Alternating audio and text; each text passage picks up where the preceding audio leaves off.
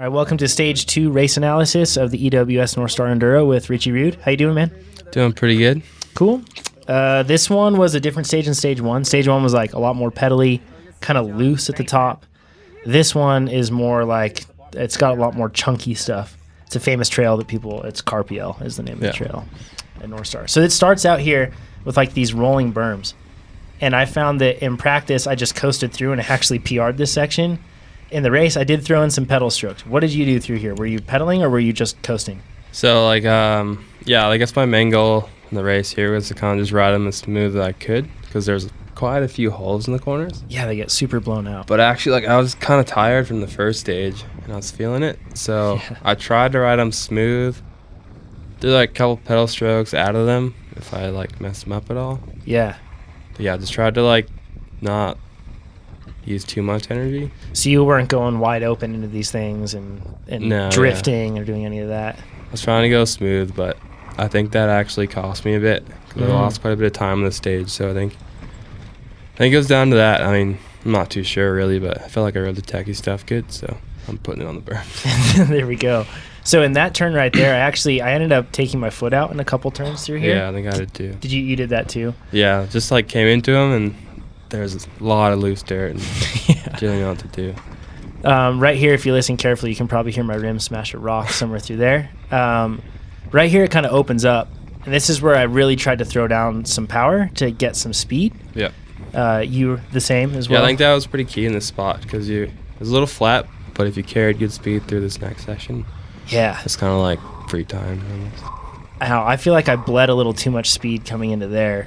And this brings up the important thing of pre-riding. So for those that don't know, when you do EWS, I did the EWS 100, but the rule is the same for the pros as well. When you go and pre-ride, you can go to the top, but you can't go back up and redo the trail. So you really have to spend a lot of time being careful with that. Yep. And in that section, I just cruised down instead of going race pace. So I didn't know how fast I could go into those turns. How do you balance that? Do you just go race pace in short bursts, but make sure that you cover every bit of the track in race pace at some point? Or do you just, in some spots, call it good and just coast and just race pace a couple of them? So, in practice, we'll kind of try and ride everything trail speed, what feels comfortable. Yeah. And, those little sections where you're not quite sure the speed, that's kind of where, the GoPro comes in.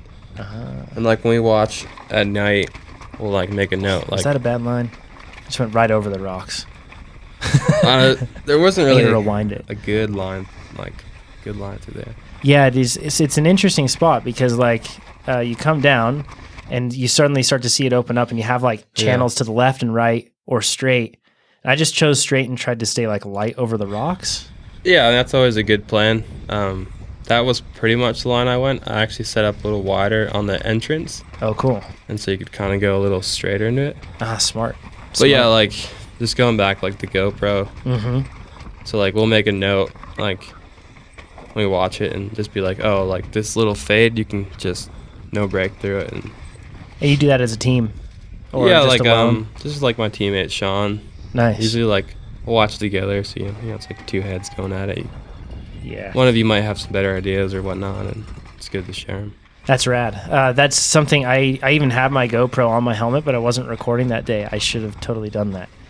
Because then it allows you to kind of replay it and burn it into your head a little more. Yeah, for sure. Right here, I ended up taking just right over the top of some rocks. Oh, yeah? I don't know if that was a good line. That was pretty good. I think you could have gone a little straighter at the end. Okay. And right here, I got kind of chunked up, but then I feel like I found a good line out. Yeah, actually, that was pretty straight. Cool. It was definitely odd going in, but that section's kind of hard because I feel like you can easily S through it by accident. Yeah. You went over some weird rocks, but you kind of went straight. So I think it kind of worked out. And then I blew this turn so hard. Oh, yeah. You were going straight. Once again, we're going to rewind it at this section. When you're used to riding a trail, and it's so burned into your brain, this is why in pre-riding you should reprogram your brain. Yeah, totally. It's hard when you've ridden a trail and it ducks some weird way. Yeah, and then there was this log, and I was like, oh, crap, I can't just ride over it. And then I struggled getting clipped, and it was amateur hour for this little section right here. It's a good save, for sure. That's probably why your heart rate's peaking. You're just all worried and stuff. 100% pinned right here. This section, I went straight down this, and that was actually GoPro effects in play. This is a steeper little drop than it looks. I'm going to rewind so we can take a look at this.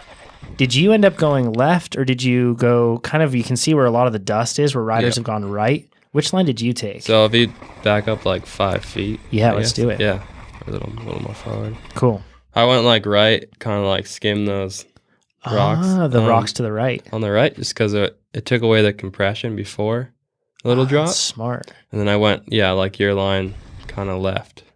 That's cool. So it straightened out your line, and you got rid of that huge compression you had to deal with. Yeah, so you only had the last compression. We talked about going right. I didn't like the rocks after.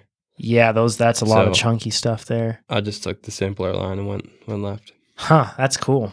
So you're looking at rocks not as like things to avoid, but almost like bridging from one thing to the next. Yeah, sometimes there could be more, but it could be a good thing. You're just kind of staying on top of them. Clever. All right, so getting back at it. This thing right here, I ended up taking kind of a weird line there, getting bogged down. Same through there. That was a tricky spot. It was. It's hard to carry speed through there. Kind of awkward. But coming through, I found myself super low here. I'm going to pause again. Yeah. What line did you take through this section? Yeah, so I came in here and I held high right. So you kind of pressed down in and hopped back up maybe? Yeah. Yeah, to stay high. Because you can see right here, I waste a lot of time down here kind of stuck because it was off camber. Yeah, and then you come quite hard into the... Yeah, so I had to turn. Now here's where I feel like it may have just been holding it wide and letting her buck, but I feel like I found a decent line coming out of here. Good rights there. I stayed right, and then it let some good speed open up at the end. Which line did you take through that rock garden? So, I was up high right here. Okay. You faded into this right line, which I was in, but then I stayed straight. Oh. And went a little more left, like left of that pointy rock. Got it. So once I was there, it was a straight shot to the end of the rock super garden. smooth there too. Yeah, Gosh, dang it. It was a little chunky, but like I just liked that it was a good straight run to the end of the rock garden. That's awesome. How and I guess we'll continue through. So that it gives you a straight line through. You probably had way more speed through this whole section coming up then, and you can hear my breathing ramped up a ton through that rock garden. It's not just pedaling that tires you out. This stuff is extremely exhausting. Yeah, it is. Right here, it was super kind of steep and loose and awkward. But there was really only one line through that, right? Yeah, you could straighten up one of the corners and make it a bit straighter, but I pretty much just had to like ride out the dust and. Yeah, you guys are really good at going straight. Make sure you got that little corner onto the big berms good. So these big berms, we're going to cover those in another stage because we went down them again. Yeah. But I think that's kind of an interesting point because I want to see what you did there. And then ski jump and down to the finish. So on this stage, a recap and a comparison. So I did 5:15. That was my time, 5 minutes, 15 seconds. And you did 4 minutes and 25 seconds. So once again, mind-blowing to see how fast you guys are. And then for an idea, 74% of this stage was coasting, and then only 9% of it was anaerobic. I think that's just the chunkiness, that happens. Yeah, for sure. Can't pedal very much in that stuff. No, it's just right? more like tech than pedal. Well, thanks, Richie. Yeah. If you're listening to this now, once again, Richie Rude from Yeti Factory Racing. And you can also, Red Bull athlete, follow him on Instagram. You can find Richie Rude on there. If you search it, you'll find it. And you should check out Stage 3 because that's the next one in this series. If you like that video, you should subscribe to our channel. We have a ton of videos just like that one. If you enjoyed the video, you can give it a thumbs up. If you didn't, give it a thumbs down, but let us know what you would have done differently down in the comments below. And if you want to see more race analysis videos like this, you can check out the playlists over here. If you want to get answers to your coaching questions, check out the playlists on the other side. And finally, if you want to become a faster cyclist, which of course you do, you should head over to TrainerRoad.com. That's how you get faster. That's what I'm going to do right now.